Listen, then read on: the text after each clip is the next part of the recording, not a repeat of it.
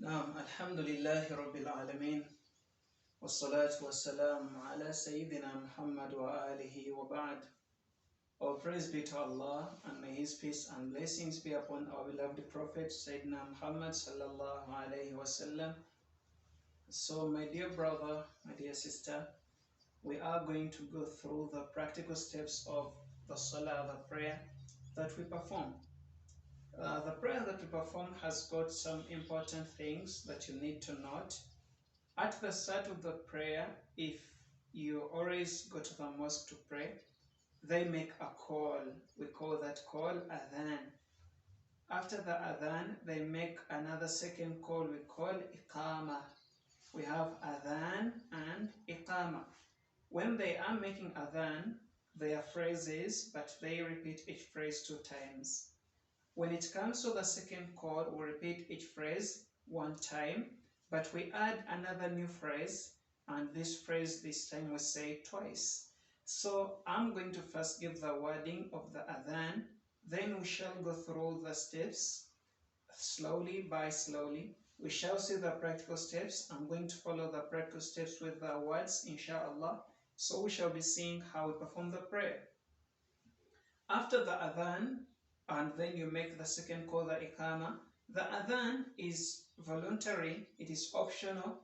You can leave it in prayer as you are. It is mainly to call others to come. And always the callers at the mosque, the muazzin does that for us. The muazzin always calls us for prayers. And at times, even the iqama, they do it for us at the mosque. But if you are alone, you can leave the adhan, but it is not good to leave the iqama, the second call where you say the phrases once. But if you say them both, you get more rewards. That is what optional actions are like in Islam. When they say it is optional, it means you do it, you get more rewards. You don't do it, you don't lose any, you don't get any kind of punishment. They're not going to punish you for that. You're not going to be held guilty for that. But you have to do it so that you get more rewards. After that, we go straight into the salah. And the salah has got what we call a dua. We say at the start of the salah. It is so short and easy to memorize. We shall go through the wording as well. Yeah, so after saying a takbirah, we have takbiratul ihram. You say Allahu Akbar, and you get into the salah. You say that short dua. After that short dua, you recite Surah Al-Fatiha. We are going to also go through Surah Al-Fatiha. After Surah Al-Fatiha, you recite any other part of the Quran that you know. We recite the short surahs. That is why it is important to memorize the short surahs of the Quran for the start. But if you are good with the Quran, you can recite wherever you want, and you can get to understand more what is better to recite in what prayer. So after you have finished Al-Fatiha, the opening surah, we recite it for every unit, every rak'at of the salah that we perform. The salah has got units, and each unit is called a rak'ah. When there are many, you call them rak'at. So those rak'at, we recite Surah Al-Fatiha for each one of them.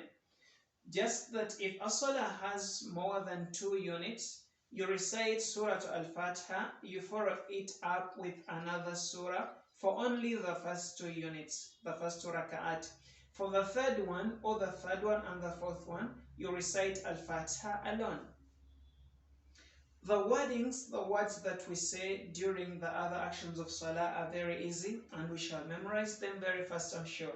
So after you have finished, that is the standing position, where you fold your hands very well like this, the right hand above the left hand, and almost this, the little finger and the thumb want to touch each other, and we make sure this wrist sleeps on the other side of the wrist of this other arm, and then you do this for your salah. Yeah, you can do this for your salah, or you can bring these fingers to touch around the wrist of the other hand. Yeah, but it is always easier to have the wrist sleeping on the other wrist. So you put them between the navel and the chest. You put your hands around here. So you go on with your salah. There we said the dua, we said Al-Fatiha and another surah. So after that, we go to Ar-Ruku, we bend, we say Allahu Akbar. Note this, whenever you're saying Allahu Akbar in the standing position, these hands have to face the Qibla and they have to be open. Allahu Akbar. So you perform the Salah in that way. Allahu Akbar. Then you fold the hands. Allahu Akbar. You bend. From the bending position, we say Sami Allahu liman hamida. The Imam can say it if the Imam is leading you. You can say it if you are alone, and you can leave it if you are alone. Even when the Imam says Sami Allahu liman hamida, you don't need to say that again. But for the others, when he says Allahu Akbar, you also say Allahu Akbar before you say the wordings for that specific prostration.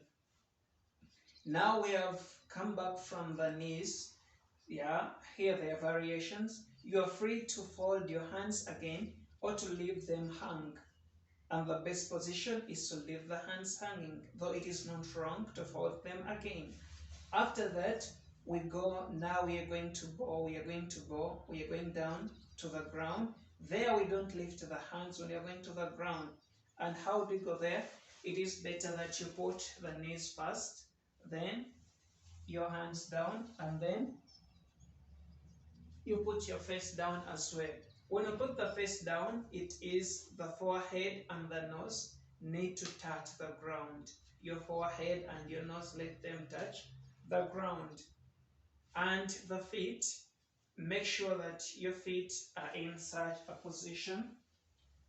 You make sure the toes are facing the Qibla and facing the other direction, of course, because the recorder is that side. You make sure your feet face the Qibla when you are performing Salah. Yeah. So